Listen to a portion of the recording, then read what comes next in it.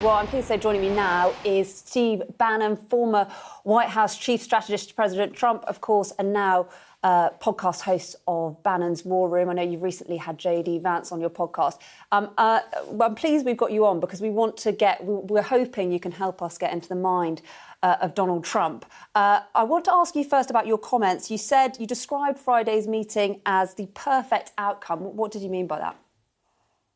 Because we got Zelenskyy out of there with a no deal and ridiculous minerals deal. Zelensky's a punk.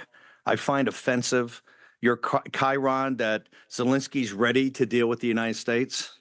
I think people to the right of President Trump and people around President Trump, maybe not inside the White House, are strongly advocating absolutely no security guarantee, no minerals deal. Call the bluff of the EU, call the bluff of the United Kingdom, call the bluff of Macron. Let you guys step up, which you haven't to date, and actually do your fair share, if you want to, in Ukraine. We've had it. We're done with it. There's too much blood have been spilled, too much destruction. We called this from the very beginning. Exactly what's going to happen. It's time now to cut our losses. Isn't the perfect outcome peace, though? Doesn't that involve getting all the sides around the table? Why does Zelenskyy have a say-so in that? If we cut off arms to him, we cut off. If we cut off arms. Do you not think Zelenskyy should have a say? Sorry, can I just confirm? Do you not think Zelenskyy should have a say-so in the future of his own country? No, I do not believe Zelenskyy, because first off, he's 16%. He's not even democratically elected. Right now, if EU wants a part of the table, listen. If Zelenskyy wants a part of the table, have the United Kingdom step up. Have France step up. Van der Leyen is saying you're going to do $800 billion defense raise. Have the people in the United Kingdom should ask, can you send 30,000 troops? This is not about the quality of British troops. Your valor and courage is unquestioned. Given signals that we would put troops on the ground. Your valor and courage is unquestioned. You're in financial distress right now. You're very close to having a sovereign debt crisis. You don't have the money. You're totally underwater. Your economy's not performing. And you live in this fantasy, both the Tories and the Labour Party, just like Macron, that you have unlimited resources to send to Ukraine. The Russian army in 3 years at 800,000 casualties has not taken Kharkiv, has not even gotten close to Kiev. They can't cross Poland. They can't go into Germany. You're living in a fantasy land. And somebody's got to talk some hard realities to the people of Europe of what you're actually about to take on. Zelenskyy is untrustworthy. He's a crook and a punk. And he showed what a punk he was in the Oval Office the other day. He should never be allowed back in. I don't think he should ever be allowed back in to the United States. I think a lot of people would disagree with you on the point that President Zelenskyy is a crook and a punk. There were democratic elections. I don't care if people agree with me. I don't care if people agree with me or not. I don't care if people agree. The point of principle here is that Russia invaded a sovereign country. We've sent $250 billion to Ukraine. $250 billion. President Trump says $350. $250. He says he can only account for $88 billion. We want a full investigation of where every penny went that the United States sent.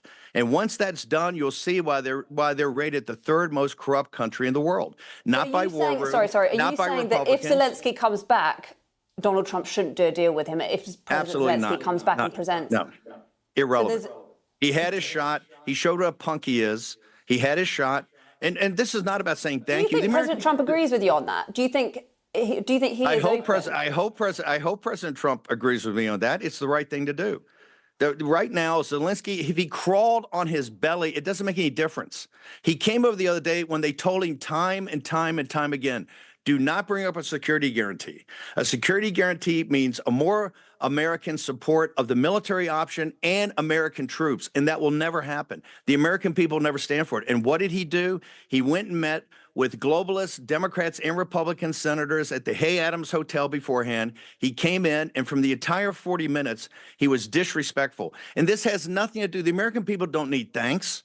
We've been allies for the last 100 and some years. We've never asked the British people for thank you. We know you're an ally, okay? He didn't need to say thank you. What he needed to do was to sign the deal that, quite frankly, many people around President Trump thought was too nice to begin with. We don't need a rare earths deal. The United States doesn't need rare earths from Ukraine. That was a total gift to him and the Ukrainian people. He couldn't come across and sign the deal. 3 times he backed out of it. And he came there, and all he wanted to talk about is a security guarantee. But they told him, as a condition precedent to this deal, that will never be on the table. And he forced it, and they threw him out of the White House. This has never happened before in American history.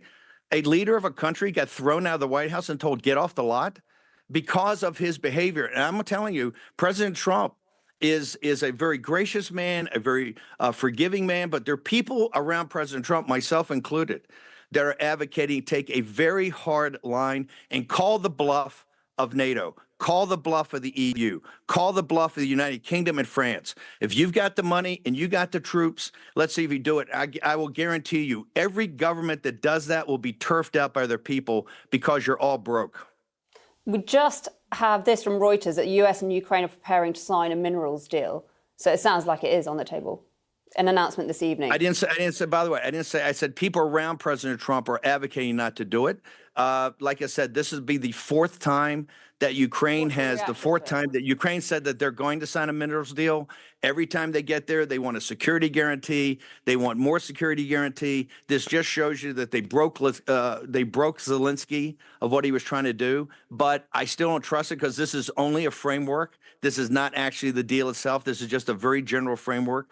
The United States does not need rare earths from Kiev and from Ukraine. We don't need it. This is a gift to the Ukrainian people. It actually involves the United States, I think, way too much in the future reconstruction of the country, which I adamantly oppose. And I think people to the right of President Trump adamantly oppose. So this is not something I think should go down the path of, but it shows you how magnanimous President Trump is.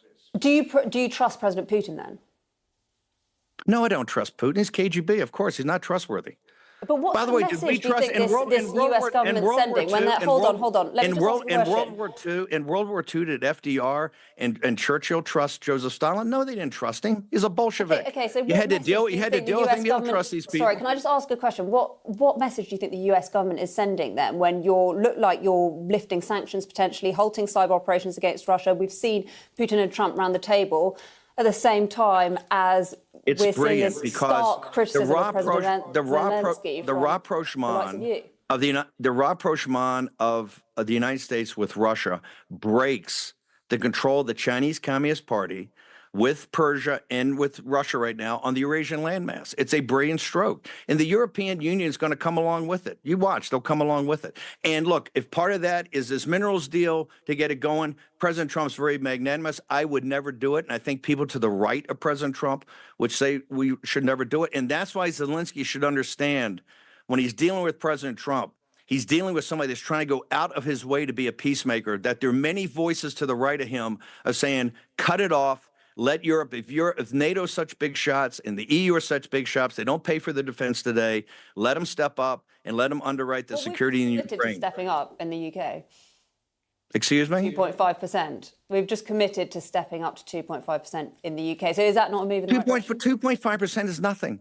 2.5% is nothing. And look at your combat capabilities. You guys are going, look, you're doing more than anybody else, but you're so far away from doing it. If you actually want to do this, we're at 3.5% of GDP. If you wanted to make up for all the years you didn't invest in what's happened to the Royal Navy and what's happened to your Army, which were the 2 greatest in the world, you have so much investment you have today, and you can't afford it. You're not going to be able to have your public health system. You're not going to be able to have your retirement plans, your pensions. You understand these are all trade-offs and hard trade-offs. You're in financial distress right now. It's arguable that the IMF could be stepping in to Great Britain in the next couple of years. Your bond market already turfed out Liz Truss. You think you're out of that right now? You haven't looked at what's happening to the British economy. And you have to put that in context of stepping up for a massive defense increase. Okay, I know you don't have much time, so I want to get through as much as we can. I want to ask you about J.D. Vance's comments last night, talking about 20,000 troops from some random country. I think you've made clear your views on British defence capabilities, but what countries do you think you're talking about? Nobody's questioned the French in the British capabilities and the valor of their troops and the courage and the great. But if you look at NATO. Outside of the United Kingdom. Specifically on J.D. Vance, what countries do you think he was talking about there? I think J.D. Vance has gone out of his way to be gracious. I think he's a very gracious man. I think he's done a great job as vice president. The reality is, about the UK and France.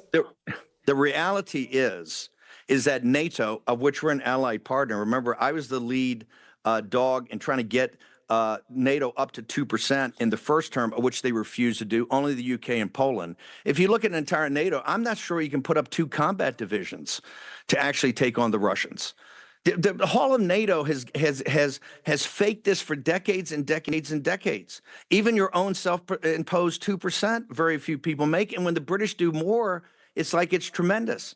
But quite frankly, the EU can't really afford this. If you want to have everything else, given how leveraged you are, given the sovereign debt crises, I don't know, that Italy and France and Germany and Spain and Portugal and Greece and maybe the United Kingdom may all face, you're not facing economic reality. And right now, what President Trump is trying to say, if we put the guns down and we can get to peace, then we can start hammering swords into plowshares. And part of that is a rapprochement with the Russians, which I think he's doing a magnificent job of. And once you do that, you break them off from the Chinese Communist Party, a Chinese Communist Party that much of the British establishment is in business with. Okay. I want to ask you, I mean, you've shown a clear interest in Europe as well, and we all know you were accused of making a Nazi salute at a Conservative gathering. Jordan Bardella, the man who at the top of the Le Pen's party, cancelled his scheduled speech as a result of that. He said it was a gesture referring to Nazi ideology. I know you've denied it, but what did you make of his comments? Number one, as you know, I know you guys keep up the news. Saturday night in Dallas, I talked to a huge group, Jewish group called Israel 365, to multiple standing ovations, because they know I'm probably the most pro-Israel person at any senior levels anywhere, except for President Trump. I said about Bardella, he's too big a to run France. There's no chance that this guy would be able to take on and govern. Can we just apologise for that language? Well, I said it, right? And I said it when it first happened. This guy's a wimp. He's a boy toy, and he'll never be the head of France. And I've said this from the beginning, from when he first went on. He's such a gutless wimp. To kowtow to the mainstream media with something that was such a blatant lie shows you he's not man enough to govern a great nation like France. Okay. Well, you've also shown an interest in British politics and in the likes of Maurice Glassman, Blue Labour.